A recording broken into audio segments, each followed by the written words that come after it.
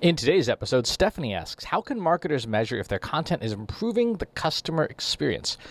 So really good question. When it comes to the customer experience, we have to remember that the customer experience is divided into fundamentally two parts. There's the buyer's journey, which is the experience that a person has up until the point of purchase, and then there's the owner's journey, which is the experience you have after ownership. And each half of the customer's journey has 4 stages to it. You can make it arbitrary and divide them in more granularly if you want, but the generally accepted, at least by all the big consulting firms, is that there's going to be 3 or 4 stages in each.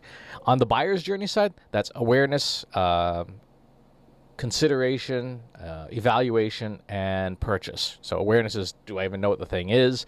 Consideration is the big vendor set. Evaluation is winnowing that down to a choice, and then purchase is the actual making the decision. On the owner's journey side, there is ownership, satisfaction, loyalty, and evangelism. And each of these stages has behaviors that you would expect a person to be doing. So, for example, in the loyalty phase of the owner's journey, is this person buying add-ons? Are you able to upsell them? Are they engaging with your content, your marketing? On the evangelism phase, a very important one, are people resharing and recommending your stuff, even if they're already customers? This is especially important for businesses where there isn't a lot of repeat business. For example, real estate. When you buy a house, you won't buy another house in 15 days, right? You will buy a house in 3 to 7 years.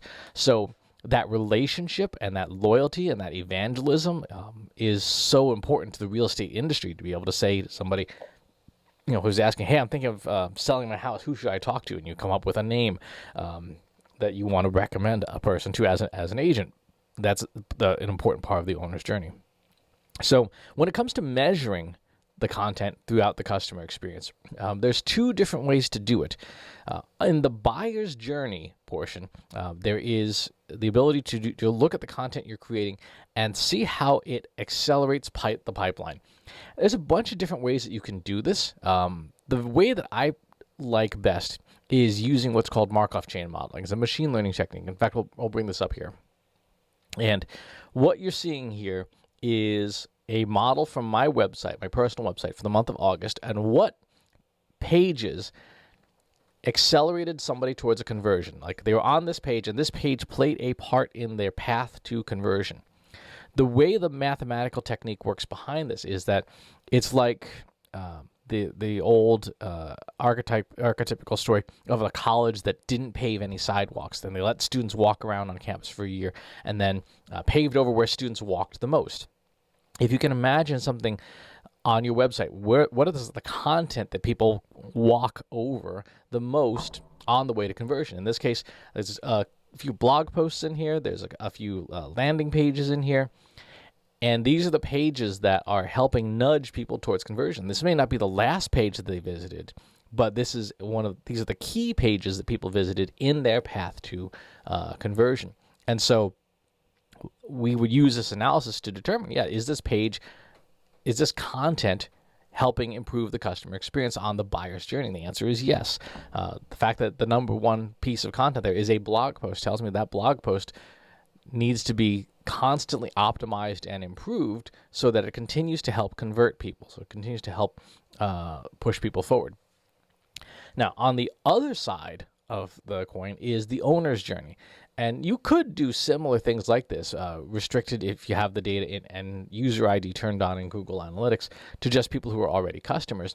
But it's probably easier to use either your marketing automation software or your CRM software. Most good modern marketing automation software tells you what pages people visit on a website. And so for the people who have converted, who are customers, you absolutely should be tracking the same information. What are the pieces of content that customers engage with that help them remain loyal, that help them evangelize? Depending on how good your marketing automation software is, you may be able to determine that a piece of content is something that a customer is sharing with others. And that there's a lot of value in that, in that information, knowing that this is the content that customers find valuable. With your marketing, if you're following customer-centric marketing, meaning that you're trying to help people solve their problems, the best content you have should be almost equally applicable to a prospect as to an existing customer. If you sell coffee and you're in the middle of a pandemic, maybe you're not fully open, you can absolutely be sharing content like how to prepare the perfect cup of coffee at home, how to store your coffee beans at home safely. And in doing so, you're helping, obviously, prospects.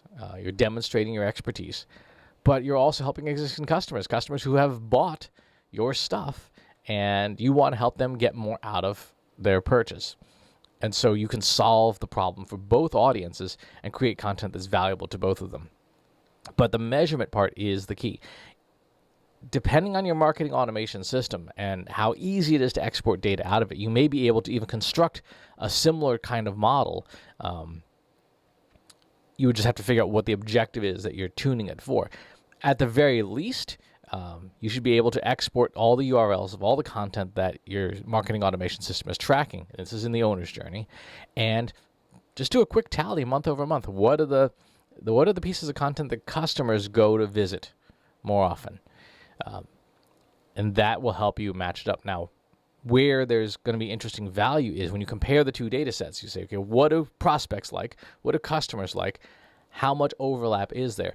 If there is very little or no overlap in these two data sets, that tells you that you have content serving very different audiences. And you may want to think about, is there a point where there should be more intersection? And if so, that may be a blind spot in your content marketing you can fill.